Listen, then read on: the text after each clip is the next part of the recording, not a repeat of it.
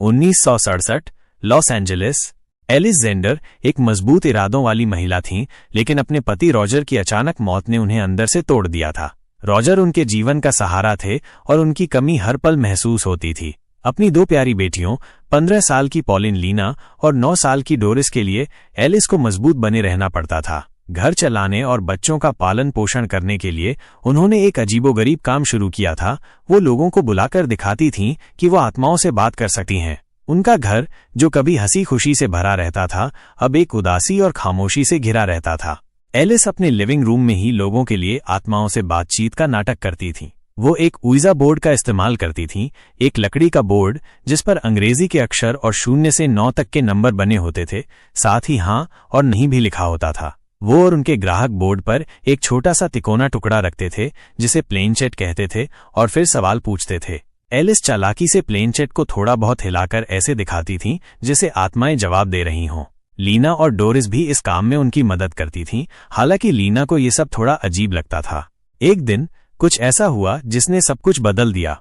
Alice ने एक नया ऊइजा बोर्ड खरीदा था जो दिखने में थोड़ा पुराना और रहस्यमय था। उस दिन जब डोरिस अकेले में उस बोर्ड से खेल रही थी तो गलती से उसकी उंगलियां प्लेनचेट पर हिल गईं और ऐसा लगा जैसे कोई अनजान शक्ति उसे चला रही हो। डोरिस को एक हल्की सी ठंडी हवा महसूस हुई और उसे लगा जैसे कोई उसके आसपास है।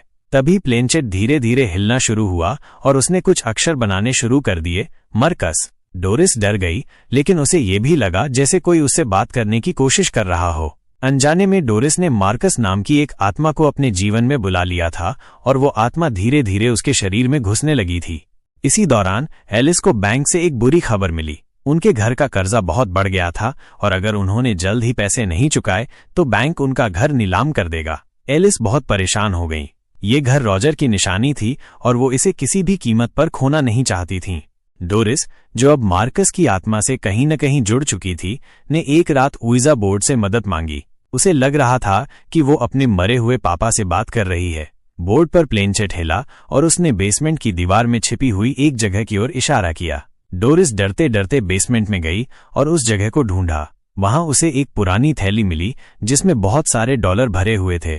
जब डोरिस वो पैसे अपनी माँ को देती है तो एलिस को थोड़ी उम्मीद बंधती है। वो सोचती है कि शायद रॉजर उनकी मदद कर रहे हैं।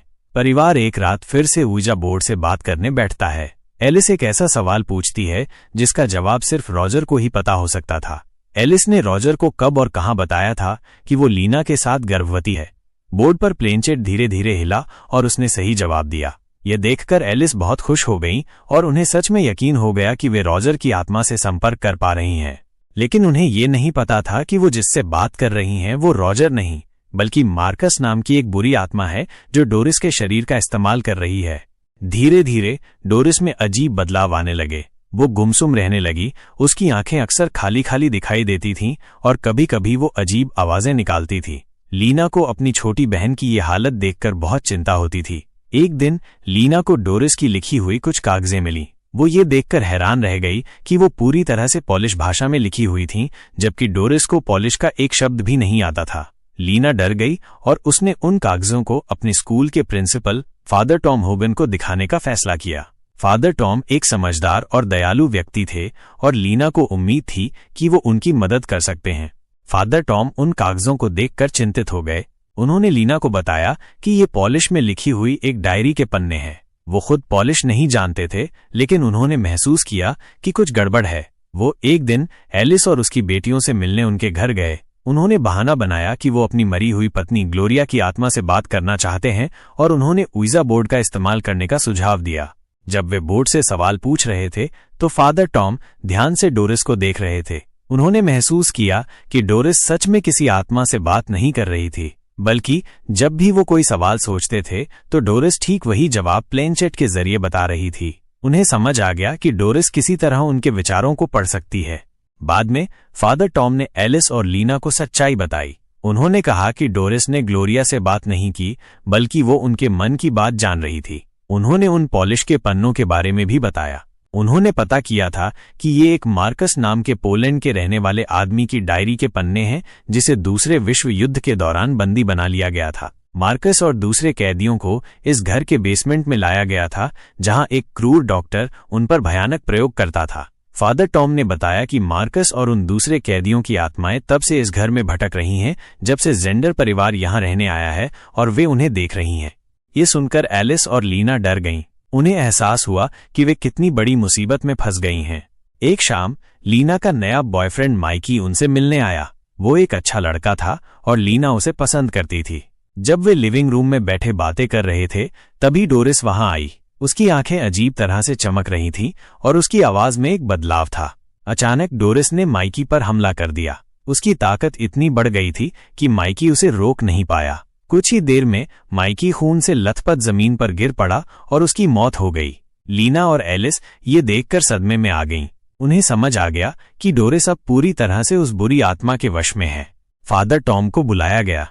उन्होंने कहा कि इस बुरी आत्मा से छुटकारा पाने का एक ही तरीका है, उस उइजा बोर्ड को जला देना जिसने इसे बुलाया था। उन्होंने मिलकर बोर्ड को घर के पीछे ले जाकर आग लगा दी।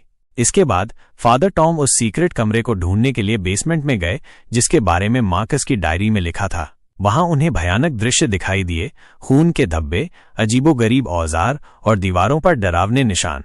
तभी मार्कस और दूसरी आत्माएं फादर टॉम पर हमला कर देती हैं और उनके शरीर पर कब्जा कर लेती हैं। बुरी आत्मा के वश में आए फादर टॉम ऊपर आते हैं, लेकिन डोरिस, जो अब पूरी तरह से मार्कस बन चुकी है, उन्हें भी मार डालती है। एलिस अपनी बेटियों को बचाने की कोशिश करती है, लेकिन उसे पकड़ लिया जाता है।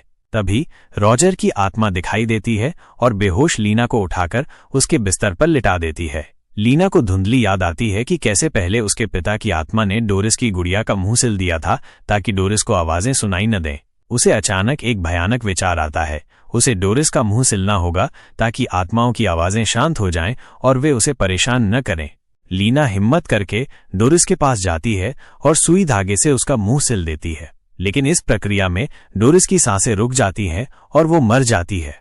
अगले पल डोरिस एक भूत के रूप में जागती है। उसे डर नहीं लगता, बल्कि वो खुश होती है क्योंकि उसे अपने प्यारे पापा रॉजर की आत्मा दिखाई देती है और वे दोनों एक दूसरे से मिलकर बहुत खुश होते हैं। लेकिन बुराई अभी खत्म नहीं हुई थी। मार्कस की आत्मा अब लीना के शरीर में घुस जाती है। वशीभूत लीना किचन से चाकू उठाती है और अपनी मां एलिस पर हमला कर देती है। एलिस खून से लथपथ जमीन पर गिर पड़ती है। मरने से पहले वो लीना की आंखों में देखती है और कहती है, ये तुम्हारी गलती नहीं है, और फिर उसकी जान चली जाती है। लीना अपनी मां को खोकर पूरी तरह से टूट जाती है। पुलिस आती है और लीना को उसकी मां की हत्या और बहन के गायब होने के शक में गिरफ्तार कर लेती है। उसे एक मानसिक अस्पताल में भर्ती कर दिया जाता है। अपने कमरे में अकेली लीना फर्श पर अपने खून से एक उइजा बोर्ड बनाती है। वो अपनी प्यारी बहन डोरिस की आत्मा को बुलाना चाहती है, लेकिन उसकी जगह डोरिस के रूप में एक भयानक और बुरी आत्मा आ जाती है। लीना डर से कांपने लगती है। उसे एहसास होता है कि बुराई अभी भी उसके साथ है।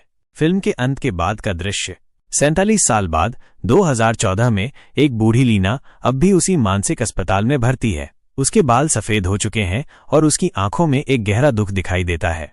एक दिन उससे कोई मिलने आता है। वो एक जवान औरत है जो खुद को उसकी भतीजी बताती है। लीना उसे हैरानी से देखती है। क्या ये सच है? क्या उसके परिवार का कोई सदस्य अब भी उसे याद करता है? उस जवान औरत की आंखों में कुछ ऐसा है जो लीना को परेशान करता है। क्या ये मुलाकात उसे शांति दिलाएगी या फिर उसके पुराने डर को फिर से जगा देगी? ये सवाल हवा में तैरता रहता है क्योंकि बुराई कभी पूरी तरह से खत्म नहीं होती।